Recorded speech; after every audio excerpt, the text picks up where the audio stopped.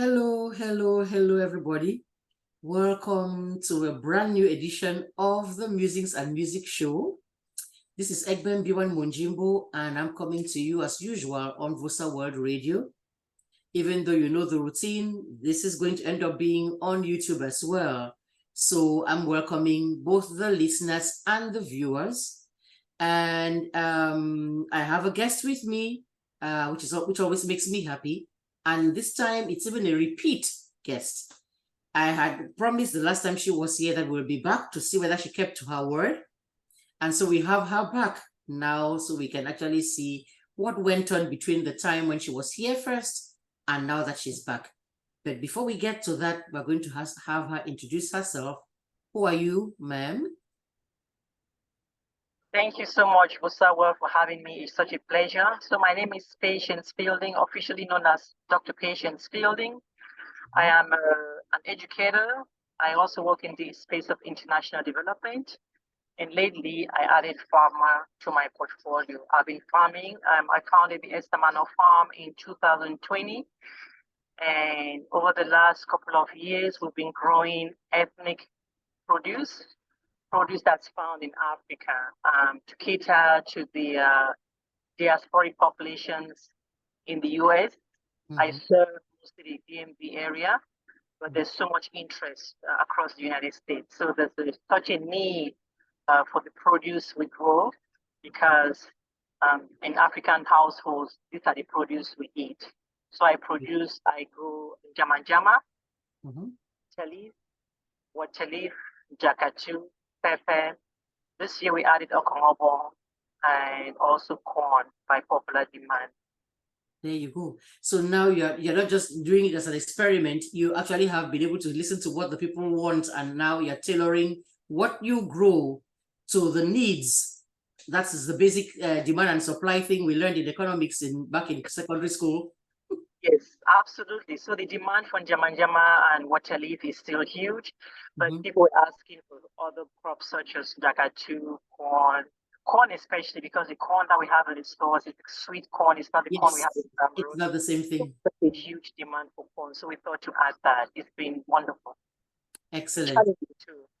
Right. But what is the mission? For those who did not listen the very first time when you were here, what is the mission? What's the purpose of all of this? Thank you. So the mission of the ESTHER Manor Farm is to grow ethnic produce. What I mean by ethnic produce is the produce that is found originally in Africa, indigenous crops in Africa, to cater to the diasporic populations in the US.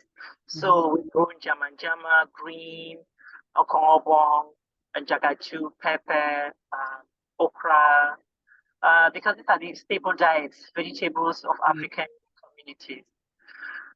The idea to form the ESTHER Manor Farm came from the 2020 when we were all sitting home during the pandemic, and there was such a food shortage, and especially for diasporic populations who do not have access to fresh produce, it was really tough.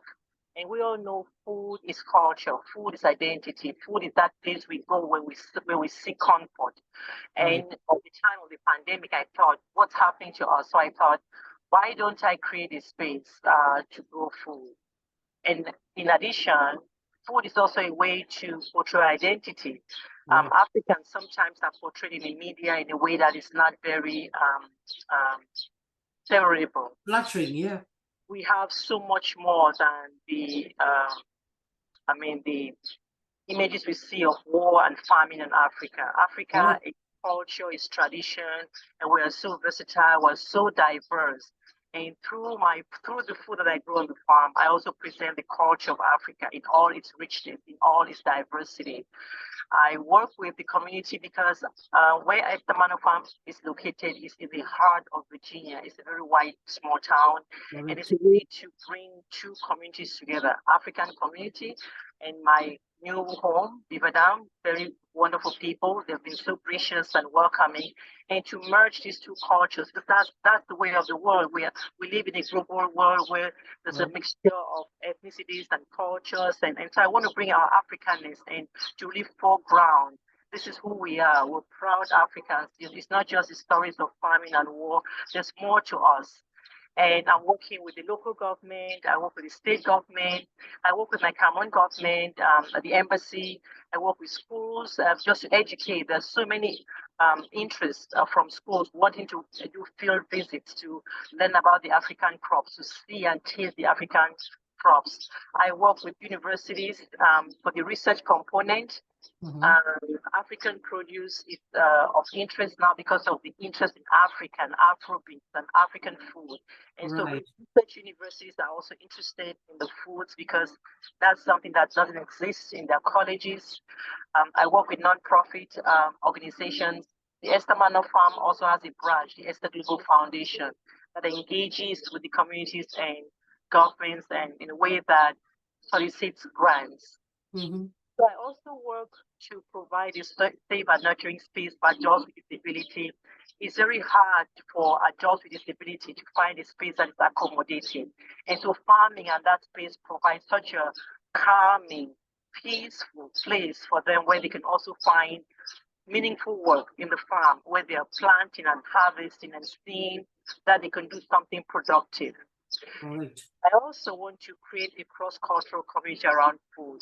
America is a plethora of cultures and nationalities, and I want us to have African food in that fabric. African food is so rich, so nutritive. This is the food that fed our grandmothers and mothers that came before us. It helps build resilient communities, and I want to add, and especially in a time that 80% of the population lives on fast food. I want us to go back to our ways of preparing fresh food to build resilient families and communities, because food also has the way to, it also impacts health. Yes. And so what are we eating? Yeah, the statement is said we are what we eat. And if you're not eating healthy, then there's going to be a problem, either short-term or long-term down the road. Absolutely. And so I want to impact our communities, our children, especially our diasporic children who are born here but who have African roots, to say this is where you come from, it's our food, it's very nutritive, and how do we prepare them, how do we bring our Africanness in a way that is proud, but also add to Americanness, because everybody now is going back to their culture, to their identity. So what is ours? And how can we bring that in a way that makes us proud and add something to the American fabric? That's what I want to do with the ESTHER Manor Farm. That's a noble mission right there, one that is worthwhile, because as you're saying, not only is it a matter of an African thing, that African, even here you're trying to do with Europe, quote unquote, European food, it's a lot of it is just processed. So the difference is that with the African food you're talking about, not only are you getting it from some place where they've had to ship it, and so they've had to enhance it and use preservatives to keep it going. You're talking about getting that food though from the farm directly, which is why you talk about farm to table, from the farm directly. So sometimes even you may be better off getting from you than it is for some people, even in Cameroon itself, if you're not going to be getting it from the farm itself directly. So that's a big plus right there. So go on. Last year when you were here though, you're going to say something, please. I was just having a conversation with a colleague today about how our bodies are our temples. What we put in our bodies in terms of food is very critical, but oftentimes we don't think about it. If we think about it, our food should be the most important thing in our lives, because that goes to sustain us. That is what helps us be productive. But what really impacts our productivity, impacts our life, impacts our health. And so we should really stop to think, what am I eating? Is that helping my body? Is that preserving my body for the long run? Is that helping my health? So we should all be having this conversation as adults with our children and families to think about what we're putting in our bodies, because our bodies is our vehicle.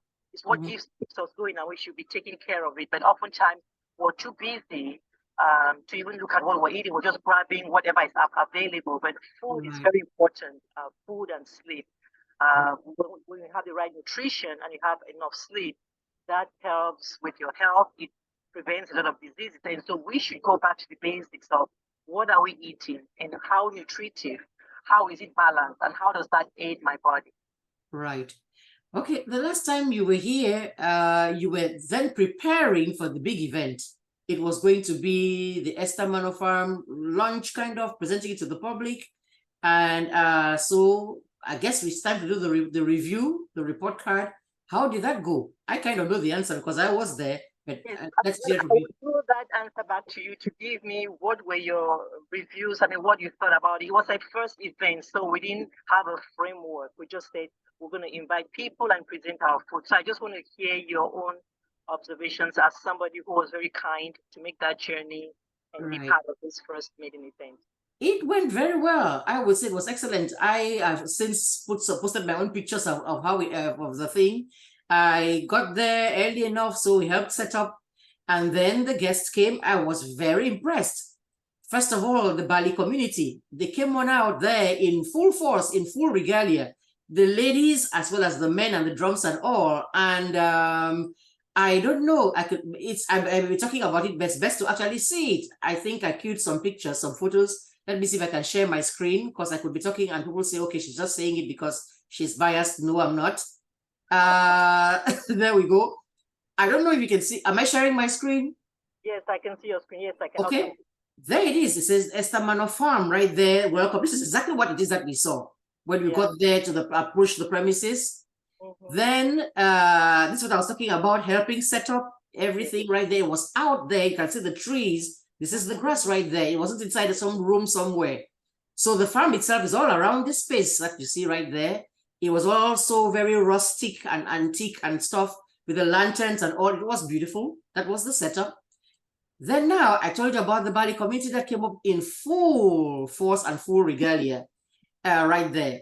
I think what I should do is, I know that this it's not easy to stop. I don't have it on the same clip here, but I got up out of my seat and recorded, because you can see this and you can tell that they're playing music, but you cannot hear anything. So if you give me a minute, I will stop this share. I will even go on down here, see if I can get the Facebook thing. Because I actually got out of my chair and recorded it and streamed it live on Facebook. Around the world. Yes, and it got more than 6,000 and something views. It says right there 6,200 views. I don't think I'm sharing my screen yet, so let me come back and share. And let me make sure I'm ready to share the sound for a video. Go on here. And then, okay. Can you now see the thing set up, the video set up? Now let me go ahead and play it and see whether we can hear. Here we go.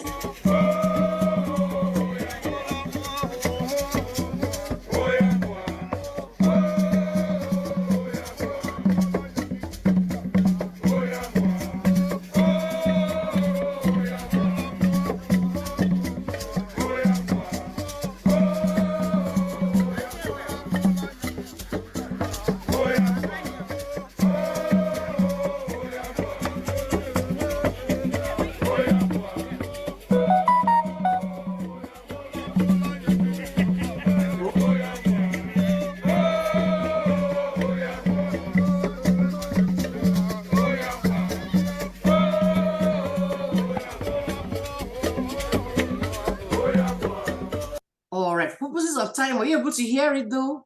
Yes, I was able to hear that. In fact, I was dancing along. There you go. We all saw her. So let me stop the share for a second. Yes. So I was saying it was very colorful and everything. So you can show you the pictures, but you may not get the whole idea of how very colorful it was. It's just because of time. I don't want to keep running it for that long.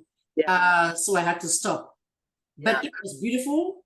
And you asked me to describe, there were actual stands around this area with samples, if I can call it that, of the various things that you are growing there. So there were actually stalks of bitter leaf, little grains and everything, well labeled with the botanical name and the regular name, so people could walk around and see, because they did not have to go to the inside the farm itself, but you had samples of what you were offering there. And pretty much everything we ate, delicious food, came from that farm. It was awesome. And I have more pictures there, but for now, I have to say it was a fantastic ceremony. Let's talk about the people that were actually there. And for that, if you give me a second again, I will go and make sure I can pull up. I can get rid of this right now and get back here. Yeah. People who were there, and I'm going to come on back and walk you through. Give me a second so you can walk us through who the people were that were there, that were present. Okay. So here I'm sharing the screen again. Who is this tall, dignified gentleman that's standing right here? What's going on? Well, thank you so much, Taigwe. I mean, I'm just so honored that you found pleasure in attending and you came away with great impressions. But if I may just go back before we come to this page. Okay, well, let me stop the share so we can see each other back. You can talk. Just go ahead. The idea behind the farm to table is because, as I said, as Africans, I live in BEAVERDAM. It's a very rural, white area. But I wanted to bring our people into a place, in all our identity. Food is identity, food is culture. And I wanted to showcase the pride of my people. If you know about people, we're proud people. Yes. We are proud. And we come with the culture, not just Bali, but Cameroon. Look at, we're so versatile, so varied. And I wanted to bring that part of me to show my new country. This is who I am. And this is the people that have formed me. Because I mean, I come from a place. What is that place? These are the people. And oftentimes, you know, people say, I come as one, but behind me, there are thousands of people. These are my people. So I was able, because in BEAVERDAM, I'm kind of like the only, with only one family. Yes. So if you see me as one family, these are my people. These are the people who support me. These are the people who nourish me. These are the people who teach me. These are the people who comfort me. So I wanted to show that part of my people to my BEAVERDAM community, and it was just beautiful. I remember they could not believe. They were like, you did not tell us that it would be this beautiful. I said, this is who we are. This is how we celebrate. I didn't think I needed to say more, because on a given day, this is how we celebrate. We come in our affluence, in the way we dress, in the way we celebrate, even on the open bar. One gentleman said, you didn't say there was an open bar, there was alcohol. I'm like, you cannot invite my people and not give them alcohol. It's just a given. So we are so rich and varied in the way we do our things that we don't even notice that. But when other people participate, they tell us how rich and beautiful it is. So I wanted to showcase our culture, our people, how we celebrate, how we eat, how we come together, how we celebrate, especially food. And so the Bali culture, of course, was foremost, and was foremost in that space, and again, African and Cameroon culture. So if we go back to the picture, I could tell more about. Let me go back then and find and pull that up. So here you go. There. And I'm saying there's a tall, dignified gentleman right there. I can see he has a bowl in his hands. And everything. What is going on right here is what I was asking. That tall gentleman, dignified, that's my uncle, Dr. Fortung. So if you notice, the name is ESTHER Manor Farm. So Esther is my mother. So that's my mother's brother. And it's so interesting because my mother raised all of her brothers. And so it was very, very significant that he comes and be part of this event. And so when you see there, he's throwing water on my feet, doing some traditional rites, and invoking the ancestors, my grandmother, my grandfather, my mother, my father, and those who have gone before me, invoking them to bring peace, to bring guidance. And he was saying, whatever stone I touch, the stone should break. All those sayings we say in Africa, just calling the ancestors. And he was saying that in Mungaka, in my my native language. He spoke to the ancestors to be here with us. And after he did those, this group is called Danduti. It's a traditional group based in Washington, D.C., and their goal is to teach about the Bali culture and the Bali music. And so it's a group that's their foremost goal. They meet every month to practice, to learn the drums and the songs and the traditions behind every song. And it was just an honor to bring them, because you saw how they animated. You could tell Bali people were in the room by the way they sang, by the way they hit the drums, by the way they dressed. It was I didn't just get the chance to keep going on that video because it's taking quite a bit of time. But then there was a part where you could actually see the people jump. They had run forward and they're coming back now, like they are running, come running. It was a very interesting thing to see. Yes, and then here now we have the guests. You're talking about research. So these two people right here, if you don't mind saying who they are and what the connection is. Sure.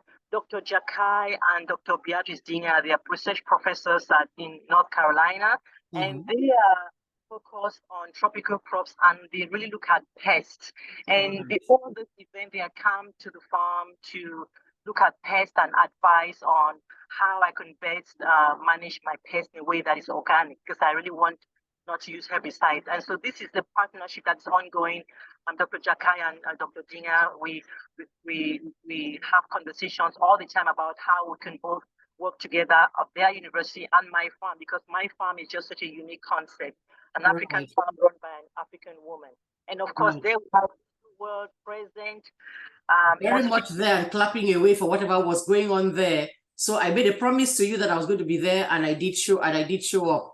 Definitely. So, and there was quite an audience. These are the people that were sitting there. You can see very diverse, African American, Caucasian, all kinds right there. But then, yes, and we're talking about the food. That is it right there, being served. All organic being served.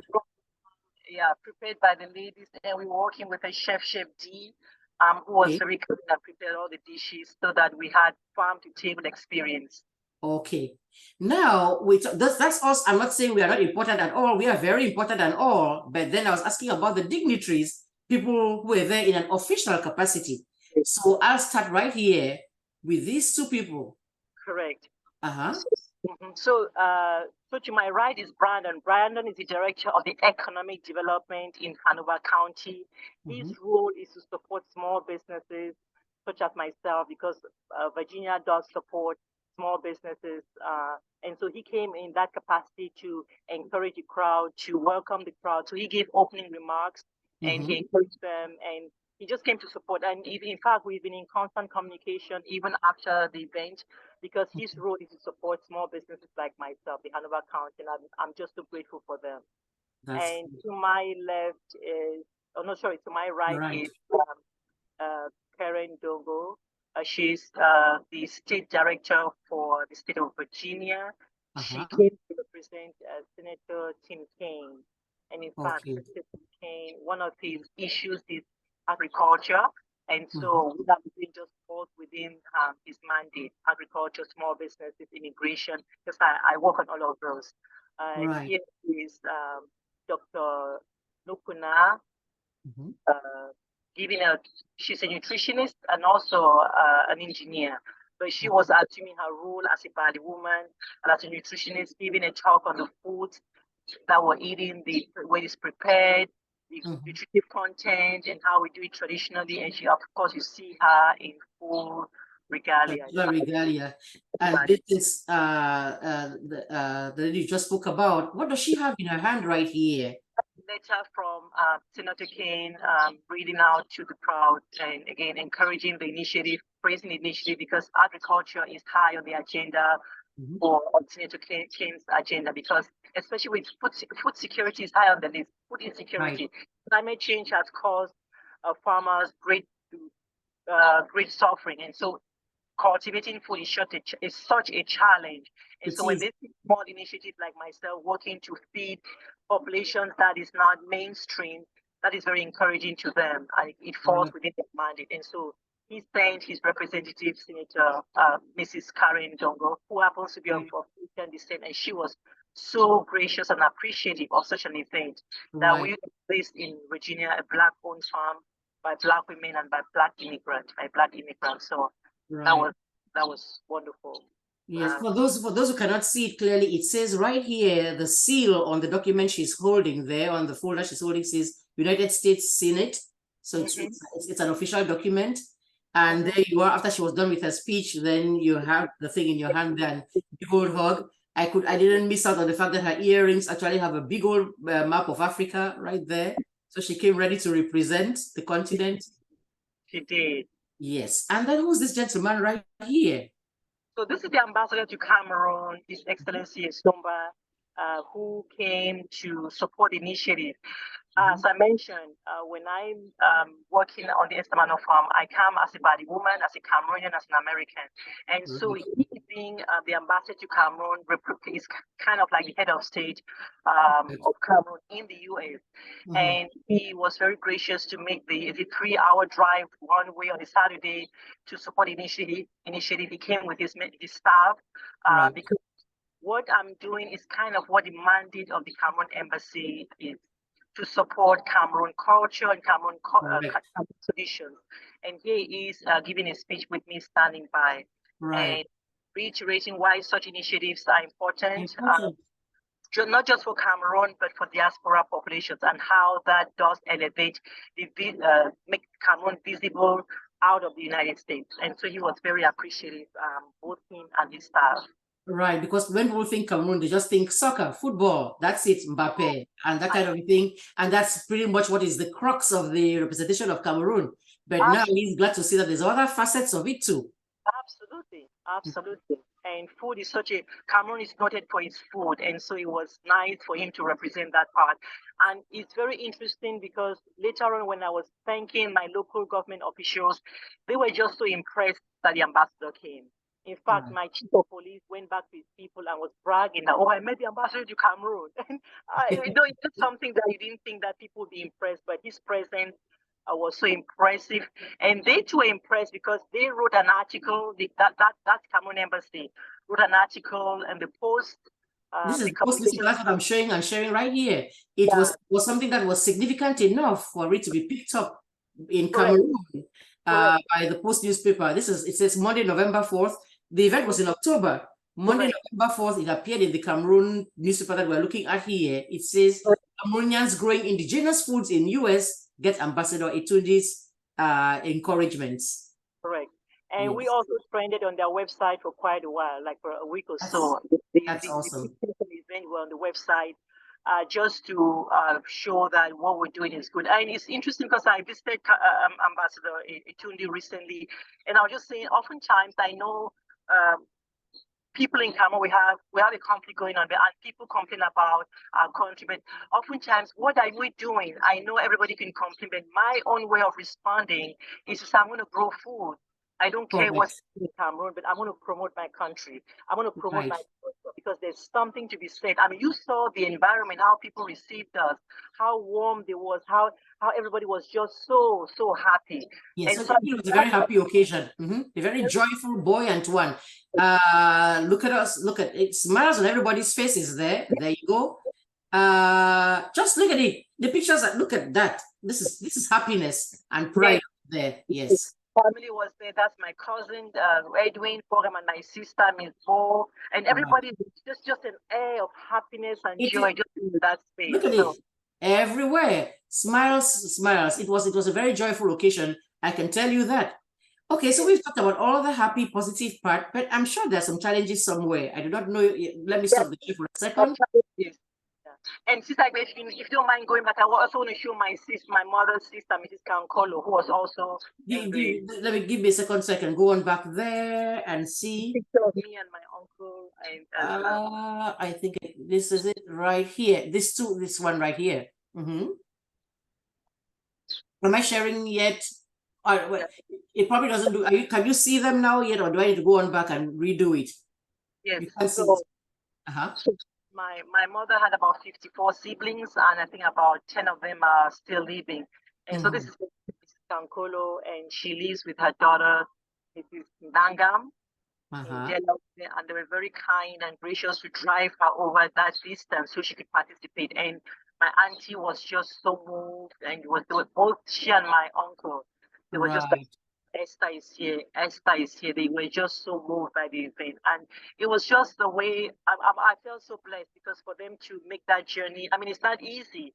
No, it's not. People who are senior in years. And Right. And it was already October, it's already pretty cool and cold. So for them to come on out, it was something. That's a big deal for them. Absolutely. But they made the chance to come, and they came with their children. And so my cousins were there. I mean, it was just such a beautiful occasion. I'm just so grateful to them and to everybody who made that event. Right. Yes, so I've gone through these already. Let me see if there's any. Okay, but we have these other pictures right here. So are you seeing the one that I'm currently sharing? So this is the planting season for this year. It just tells you our everyday challenges. So last year, one of the things that we battle is with weeds. I mean, the weeds are just were in a constant battle. And so this year we did plastic to help manage the weeds. So that's me planting Jagatu, which I planted at the University of Virginia. Oh, that is it right there, bearing. Yes. Oh, wow. Because you have recovered and it worked. I look at it, fresh, huge. So that the weed, so it controls the weed. So just the plant Correct. the weed. Because we're not using herbicides, we're not using pesticides. So I was just going to say that. That I would be taking the easy way out. Just go spray the thing to get rid of them really fast. But then the problem is, then it becomes something that is it's kind of tainted. It is not really organic if you use that.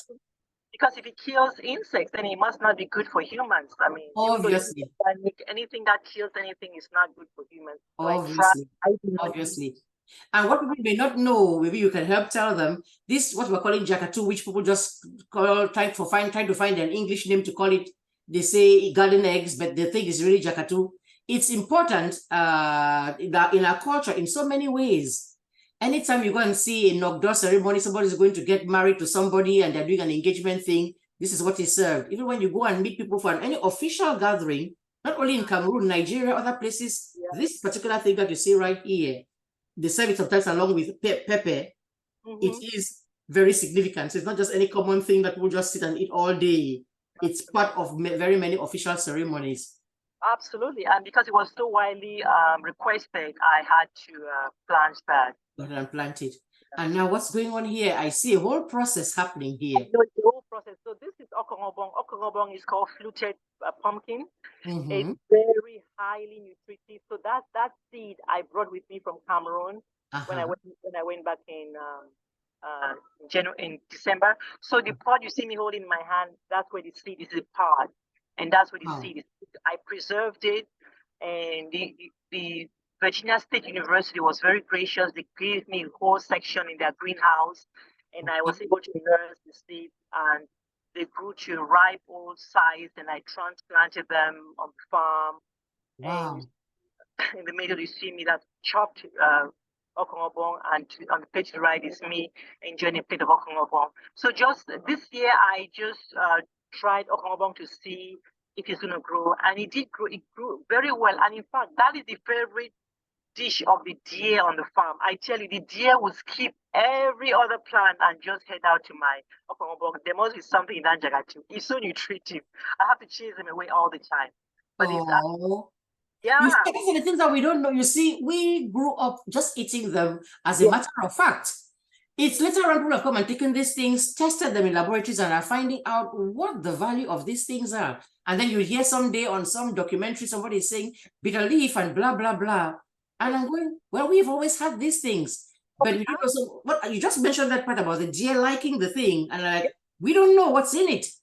We don't know, so it must be very nutritive and medicinal. Exactly. What we take for granted there. So that's my jagatu plants.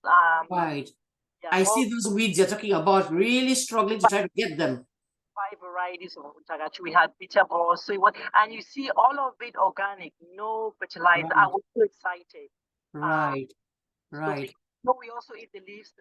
In Nigeria, they cook the leaves and they make them in stew, just like they do. And so you eat the leaves, you eat the fruit. So I was very excited to see, because I just tried it and I said, I'm going to just put it in the soil and see what happens. And they grew really well. All right. So let's talk, before we will come back to this picture, that we are going to come back to it. Let's talk about the things that are, okay, we talked about weeds are challenging. They're trying to get the plants, and so you're putting them out. But what other challenges have you faced? Well, the challenge is farming itself it's very challenging. I mean, farming is something that will teach you patience. It will teach you life. Because it has its own timetable, right? And now with climate change, we had winters are merging into spring, the weather. So the weather patterns are not predictable, and the plants have a certain cycle. They have a cycle. So when it's spring, they go in the soil, they wait for the rain, they wait for the sun. But then with climate change, where you have floods and sun comes in at different times, it's been very, very challenging to plant. But we've been able to still plant. Investments is so hard. So I still work because I'm not living on the farm yet. The farm is not self-sustaining. So doing this on a part-time basis on the weekends when I have time off, it's very challenging. Farming is like you have a child. You have to nurture it. You have to you have to care for it, you have to water it, you have to give it the right nutrients for it to grow.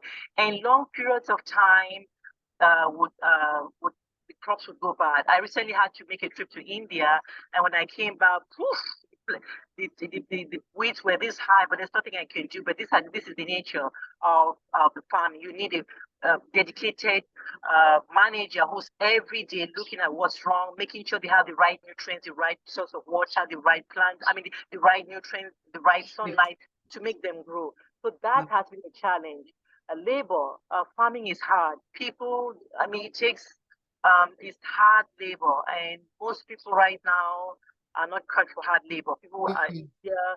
They want to work with IT, things that are easy on the body. Already, even COVID came and made it worse. So now you used to work in the office. I say, I want to work from home. So people are really doing into that, sit in their pajamas, and they don't even want to go to the office building anymore. Exactly. So having dedicated farmers who love what they do, because farming is not just people who work, it's people who love farming. You have to love it. Otherwise, you won't last in the field. So that's the challenge, worker shortage, the investments. I have been able to, I was fortunate, I did a GoFundMe, which I was able to do an irrigation system. But again, everything is investment on my part. And so that has been a challenge. And so what else has been a challenge? Just the time, the investment, and the distance from my market. About 2 hours drive from Washington, D.C. So I have to take the crops to Washington, D.C. People want the crops, but coming out to get the produce. It's a problem for them. So you are trying to deliver. Yeah, to deliver. And so I've been just trying to see how I can work with delivery organizations. So I'm trying to engage with my local government to say I need help with farm to market, with delivery, so looking at what whole food organizations occur there. By the same time, I have to have a certain quantity to be able to attract that whole food. Qualify, yes. Yeah, so it's like a chicken and the egg. In order to have whole food, large quantities, you need to have a workforce, you need to have the investments, and to have the. So again, I'm working with, in my capacity, investing what I can, and I've just been fortunate. This year we expanded, we added corn, we tilled more. Another acre. We added an acre of land, and it's been successful. But what I'm learning this couple of years is also I'm learning about the market. I'm learning about my consumers. I'm learning about business. And so every year, even though the challenges occur, I learn lessons which I apply the following year. Now, for example, I know exactly what crops I should put in. I know exactly how I should market, just in a way that makes it easy for me as a farmer and in order to produce, because farming is so challenging that we have to take care of ourselves. It's such a arduous, onerous task that in order to serve my population, I have to take care of myself as well. So I'm looking at how can I best serve my people while at the same time taking care of myself. So I know how to, what I'm producing next year, what quantities I'm producing in a way that still gives me the passion and still serve my people. Right. And those are some of those things, unfortunately, or I don't know, it's necessarily unfortunately, some of those things you just learn on the job. In other words, if you wait till you have it all correct before you go start, you will never start. And then even if you learned theory, all the things that are written on the paper, when you go and actually sit there on the field to see, there's some things you'll only learn after you've already started like you've done. And then you just fine tune, learn about the thing. Okay, last time we did this, it didn't quite work. Maybe next time we should do it this way. You found out that they needed corn, you went to add corn to the thing. Maybe next time you had another acre as people need things and stuff, you will adjust. Absolutely. In fact, I met with a gentleman who said he wants to advise me on the business aspect, and he tells me what I'm doing is actually what is supposed to be done. He said most people, they stay in the phase of analysis. They're analyzing the soil, but all you can do is put the seed in the soil. It grows or it doesn't grow. Yes. And if it why did it grow, it doesn't grow. And so that's what I'm just doing. For this year, I just put the seed in the soil. I just put manure, chicken manure, and that's it, and water. I'm like, I'm going to watch this and see how it grows.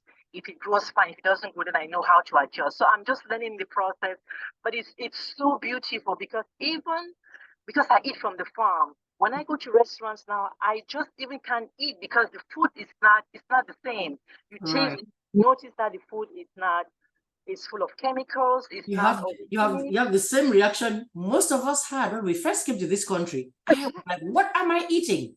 Oh, Yes, this is cardboard. I yes, remember the first time I bought a pineapple, cut that thing, and cried as I ate the thing. I'm like, what is this thing I'm eating? Mangoes, same thing. yeah, You know, so now that you are right here, it's interesting. You are right here in a foreign country, quote unquote, but you have yeah, the same problem now that you've I got know, used to eating the real thing.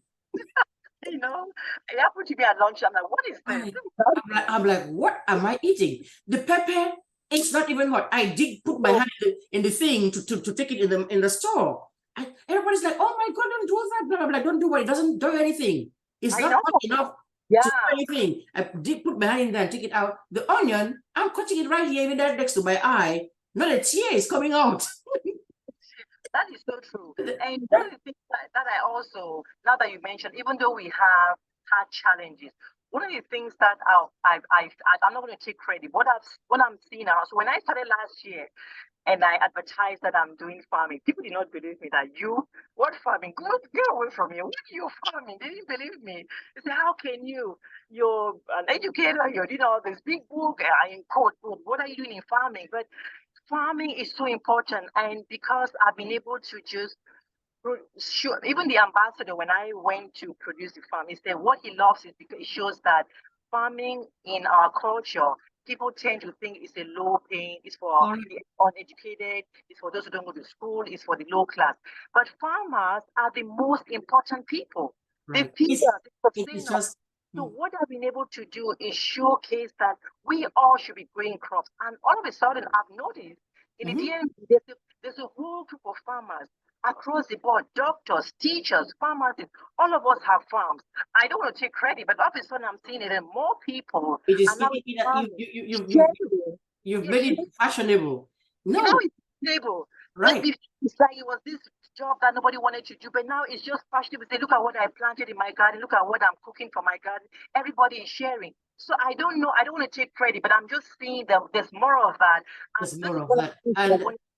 This is right, what I'm going to do with the farm to show right, that we all should be farmers, and especially for us where our food is not mainstream. We need right, to. How do we take our food mainstream? By growing it, by sharing it, by showcasing it, by bragging about it. And that's what right. I want to do with the Esther Manor Farm. And that's what I'm doing with the farm to table dinner. I'm saying you should come in and taste this food Delicious in food. the Garden of Eden. Right, This right. is the food that fed Eve and Adam. You should come Correct. taste it. And how we prepare it, we don't prepare it in a way that is typically African. It's a fusion, so American audiences can enjoy it. We bring fashion, we bring tradition. Mm-hmm. That's how we do things in Africa. So we're proud of who we are because a couple of years back, being African, you're not proud to be an African. You know, Right. Africa, the But way it that's was. that, and we were partly to blame for that mentality because we ourselves were kind of almost embarrassed Yeah, about the thing. They make they pull your leg, they taunt you, a little bit of bullying, making fun of the thing. Our names, they sound different, and so you cower there in your corner, and another thing. I'm like, no, excuse me, who? I'm going to the store in this thing. Is that what I'm going? When it gets cold, put the turtleneck under the thing and still go. What's wrong with I keep telling the kids I teach, it is different, not bad. It's different from what you're used to. It isn't bad. Because they tend to sit and say only what you're used to is good. No. Everything else, absolutely, yeah. absolutely. And Right. also, what I notice, the more I research about foods, the more I realize that the American food system is based on Africa. If you look at the South, it's African food. What the slaves brought with them, the seeds, the way of cooking, it is what formed American cuisine. The Southern cuisine is African cuisine. Look Right. at Coca-Cola. What's the main ingredient in it? It's cola from Africa. We Correct. have such great food Because, that's not only yes. medicinal, but because we don't know how to foreground it and portray it, we are there in a little corner. Meanwhile, we have this beauty. People come to my farm and they're like, oh my goodness, you did this.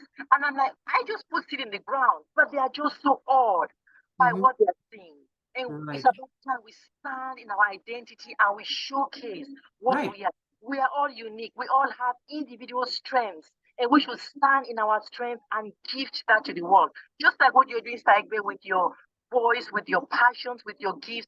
We all, as Africans, can you imagine if we did that in our little corners, how different that would be? So For me, it is changing. It is yeah, changing. More yeah, and more people are getting up and doing what it is that they want to do and just being proud of it. Just saying, but this is me. I'm not saying I'm better. But I'm also definitely not worse than than you. We're just there on par. And this is it. Because as like you pointed out correctly, if you're going to talk about American cuisine, if you're pizza borrowed from Italy, you're doing whatever it is there. It's a Hispanic kind of thing. What yeah. soul food is what is really it, and as you said, this is where Yes, the roots are and there from. soul food. Cornbread from corn and that kind Yeah, of thing, and eating with that. People are getting used to it. We have absolutely. lining up down several blocks, waiting to Yes, eat spicy food in various restaurants. absolutely. It's catching Absolutely. on. It's catching on. Absolutely. So And you know, what are your plans? I can see that where you're going with this. What are your plans, like the immediate plans? What's the next event? What's the next happening thing?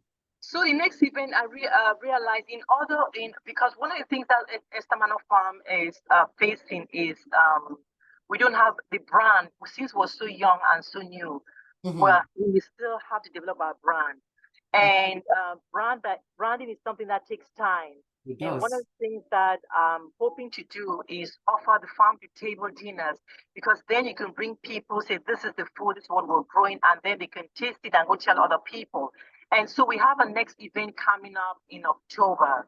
You're right. Uh, If you're going to October, give me, I'm going to go for pull up the picture that I had seen coming out before, and let's take a look at it. I'm sharing my screen, right? so backed by popular demand, because people had so much fun, and Right, because October is kind of like a Thanksgiving, very very right, similar to what we have back home, right, where we right. harvest crops and we give thanks for a successful harvest. I want Mhm. to do. We plan to do another farm to table to engage with the wider community. Yes, All we have right. a community that came, they enjoyed it. So we want to do more of that with our So, food. if, And if I'm sharing my screen, then it says right there, you are cordially invited to the Esther Manor Farm to Table dining experience. yes, And it says an unforgettable afternoon of African cuisine, like she said, music, fashion, bonfire, and silent auction to benefit our programs at Esther Manor Farm. And I'm reading it out loud like this for the benefit of people who are going to be listening on the radio. They won't be yes, seeing what I'm talking about. And the date is October 14th, like she said. It starts to move to, that's the fall already. Thanksgiving is going to be the very next month after this. So October 14th, 2023 from 1 to 4 p.m. And the address is right there, 17181 Katy Lane, BEAVERDAM, which is what she's talking about. And the mantra there, I like it: eat, drink, and be charitable. And then it says, we appreciate your tax deductible donation. So if you're donating, you know it's tax deductible. So the information is right there. For those who are going to be watching on YouTube, you can always rewind and come back and look at it. But for those on the radio, that's why I took the time. Mark the date, save the date, October 14th, 2023, from 1 to 4 p.m. So I can stop that share and get back to you. and this time around, we also going to have a fashion show. Africa is known for its fashion, so we have a group of beautiful women who are going to bring their fashions. You know, every day for us is fashion, so Right. they're going to do a parade and just showcase that. We're going to talk about leadership. Oftentimes, it's interesting that we all come from Africa, but the process of coming with our suitcases and settling and thriving, we don't even think about it. But Right. it takes grit, it takes determination, it takes courage to leave your land and go make a life in a different land that you do nothing about. Mhm. And in the process of that, a lot of leaders have emerged. Mhm. Leaders who have emerged in their disciplines. And so we're going to be talking about leadership and what does it mean. We're going to be talking about how to do a business. I mean, running a business is good, but sometimes I understand why some people just prefer 9 to 5. It's not for the weak. Right. Right. It's not for the faint of heart at all. Not for the weak. Yes. So what does it mean to have a business? And so we're going to have a lady who was a successful businesswoman to talk about her journey, some of the things she learned along the way, just to encourage people in the group. I mean, not everybody is a business, has to do a business, but there are lessons we all can learn.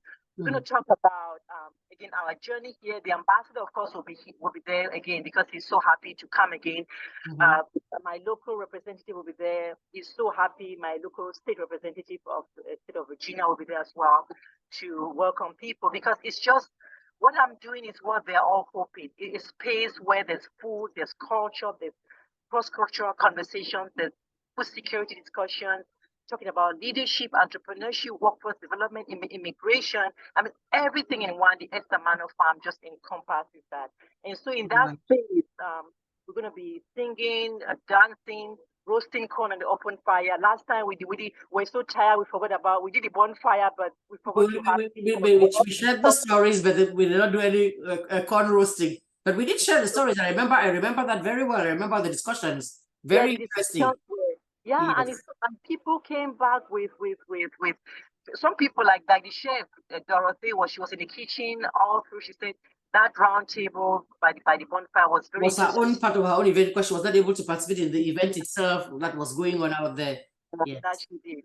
And this time around we do have an event, right? I know last time was just the first time, but boy, how things have evolved. Inflation, everything is incredible. I would love to do a free Saraka like we do back home, but the cost of putting it together. So I do have an Eventbrite page where there are several levels of. Give me a second here. I should have that pulled up. I went and opened the thing myself. I'm sharing my screen. Okay. So it says right there, the Eventbrite. Everybody knows what Eventbrite is right there.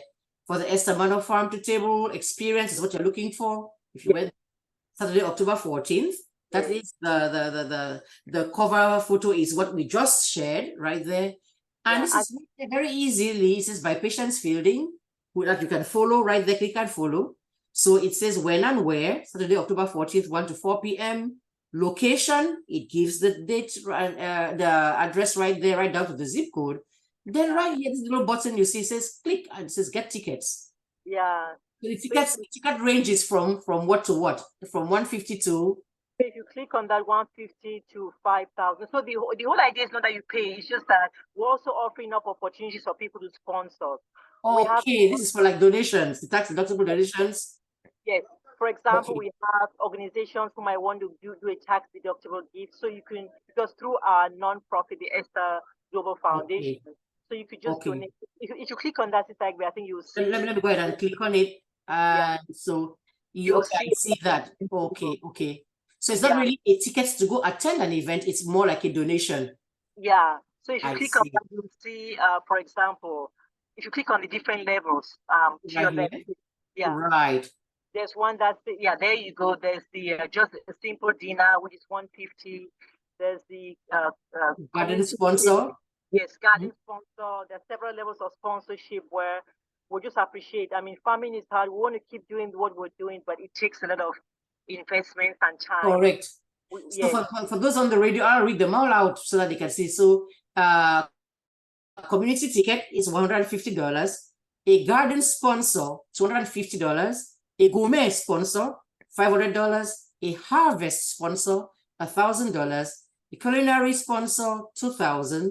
And then an ESTHER Manor champion, $5,000. So that's not like as she has been very specific to point out. It's not a ticket for entry to the thing. In other words, if you don't have 5,000, you don't get in. If you don't have, that's not the point. It's a sponsorship thing, a donation thing. Yeah, and the sponsorship. So, for example, if the sponsors would have recognition, we recognize them on that day. We recognize them on our website. We recognize them on our social media site to see these are the people who are sponsoring us. And of course, it's tax deductible. So, for example, you have a company, that is also a way that you can give back to the community. We're all there for each other. I'm there to promote and to serve the African community and also my American community, but I need the support of my people as I promote us. So that's the whole idea. So come on, it'll be fun. I promise you. It's like we told you that it's gonna be fun. I was there and had the time of my life. After that, even we had the DJ there playing the music, the Makusa. I know. I was saying to myself, you need to stop and sit on down, but I could not help myself. The next day, I had to get my Bengay and things to take care of my bones and all, but it was a lot of fun. Everything about it, the culture, the drumming and everything, the food, the speakers who came to speak and everything. And it looks like it really upped the thing this time around. There's much more on the table that we can expect. And what you do and you spend and you travel out there, it's for a good cause. She has explained to you thoroughly what her mission is, what her goal is, what her aim is. You sit and you talk about how your kid came back home from school and somebody bullied him, somebody teased him. Most of this teasing and bullying and stuff is happening because they don't understand. They don't even know. The person looks different and automatically that is a reason to pick on them. If we make this mainstream, then they don't have that thing. It's not strange anymore. You know that this person is this. There's nothing wrong about a hijab. That's what people from this area just wear. Nothing strange about this kind of item, kind of clothing, because you're not. But there also used to be a difference between. Absolutely. I mean, absolutely. Look at New York. In New York, where there's such a melting pot, you don't see people having that kind of like shock to see somebody with a certain accent or a certain way of dress because they're not used to it. And then you come to a place there where they're staring at you, and that's because it's not commonplace. That's the reason, because it's not commonplace. So the more you do what you're doing, the more commonplace it will be, and the more just ordinary it will be. Absolutely. And also, if we also understand, there's a push now in the US to go back to small communities. Right.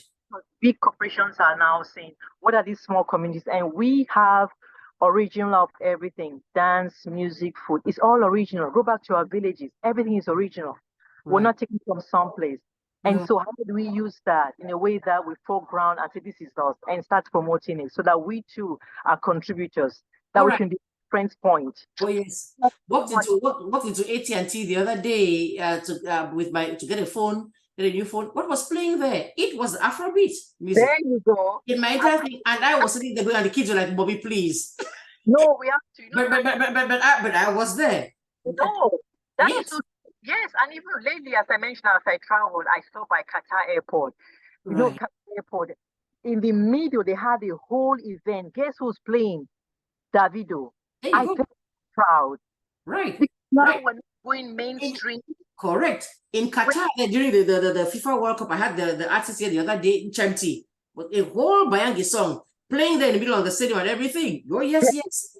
But that's the thing. So we have to audit and say, hey, this is it, and don't apologize for anything. How can you apologize for you? I'm not apologizing for something I did. I'm apologizing for being me. No, yeah, come, this is it.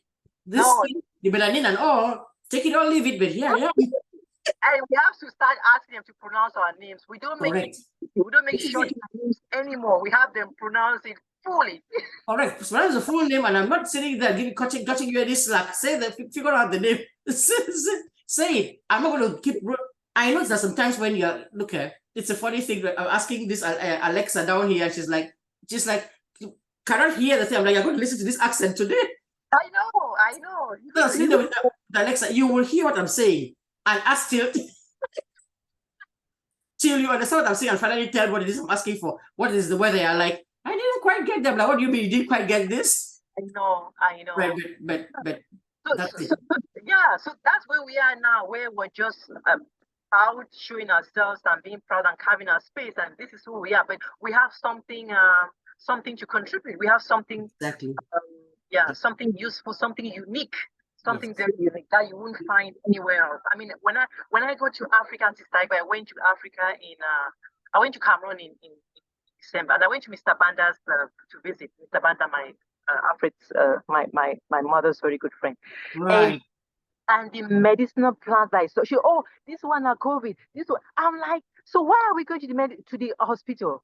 There are all kinds of plants that are used not just for food but for medicine. We need to go back to our ways of being, because we've seen sometimes more is not necessarily good.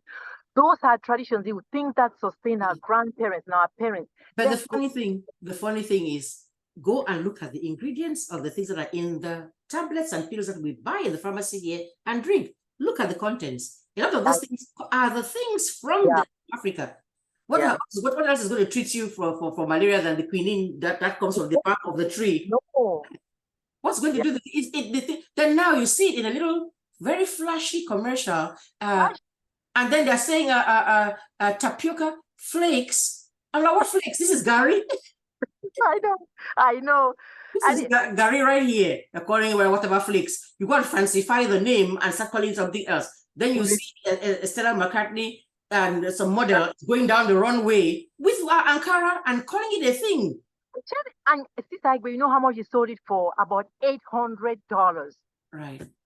That cover that we do for $10 for back market, you know, somebody exactly. You go carry the thing and now make it to trend. It has been trending in Africa as what we wear every day. I know. You make it trend on the thing. But that's what I'm saying. If we don't do it, own our own things and do. You have to own it. Yep. If I may add one more thing, you know how during the COVID, people were so afraid that Africa is going to collapse because of COVID. What do you think sustained us? It's our foods, the bitter leaf, the one that has the quinine in it, the ginger, the garlics, and the turmerics that we have every day. Our foods are so medicinal and so new. That is what, because there was no social distancing. But you didn't have the catastrophe that people were expecting. It's our food. And so we have to go back to those foods because that's what really sustains us and helps build resilience. So thank you so much, Agwe. You're very, very welcome. You're very welcome. It was a pleasure. We promised to have you back. We've put you to the test and said, okay, you promised this. You said this was going to happen. Did it? We saw that it actually did happen. So now when you're telling us October is coming again, now we know you already now have built a track record. So we know when we go what to expect. Yes. And we wish you only the very best for this mission. We have every reason to want you to succeed because we succeed right along with you. Thank you so much. Thank you. And thank you for having me. And at some point, I have to turn the tables on you because you do the interviewing all the time. But man, your own track record, I keep telling you what you have done. I mean, over the years, your consistency, just being consistent and being true to yourself is a testament to everybody who wants to build something. It's not easy. It's not overnight. You have to be consistent and you have to follow your path. That's what it is. And I'm learning. And days I want to give up, I'm like, what will Sister Egwe do? I have to get at it out. So now you're putting me on the same level as Jesus. When they say, what would Jesus do? Yes, of course. You're the power. No, think about it, Sister Egwe. When you started this was about, I remember when I was in Kenya, I was doing my research and I was looking for so much information on girls' education. And you just give me sticker print. I'm like, Jesus, is that you? One with everything about education in Cameroon and admission, and that was such a resource. So yes, you have been at it and you've been such a resource for so many people. So I thank you so much. My pleasure. My pleasure. That is the whole point. Yes, we can't all be farmers. We can't all be whatever it is, but we can be our own thing that God has put in us to do. That part, you just keep doing it and do your own bit. Congratulations on doing a fantastic job, an innovative job on this scale. We all plant a little one or two things behind our ears. That's not the same thing as doing this on the scale at which you're doing it. So all the best. Good luck. We should. My hope is to make it to BEAVERDAM again in October. All right, dear listeners or viewers, thank you for just your excitement. Now I just threw away my professional hat. As you said, you're excited. Yes. So I'll try to make it again this time and make it a habit. And yes, people will come along and enjoy this and promote that. Yes, that's it. And I just have to tell you, let me just brag. Sister Egwe, we go a long way from when you were president. Yes. I mean, when are you going to ad hoc committee? I mean, you have no idea how much you've influenced me, your leadership, and just the way you do it with your humility and with your sense for hate. Sister Egwe, thank you. You're very welcome. Whatever we can do. So we have to have each other's backs like that. Somebody it takes the courage to come and stand out there, and somebody sitting feeling jittery about it. It's your job to tell them, no, go. You can do it, and you can. You really can. Thank you so much. Thank you. Go on my ad hoc and my dodokido. Remember, you're still dodokido. Oh my! This is becoming something. We need to stop this show like now. Thank you. Have a wonderful evening. Thank you so much. And thank you, viewers and listeners, for always being there and listening and viewing. This has been Egbe Monjimbo coming to you on Vosa World Radio. See you again next week. Go back and look for those tickets. Go to Eventbrite. well, not tickets, but donations. Get your company to go ahead and get something and sponsor. It's tax deductible. All right. Amen. Thank you so much. Now. Thank you. Have a good afternoon.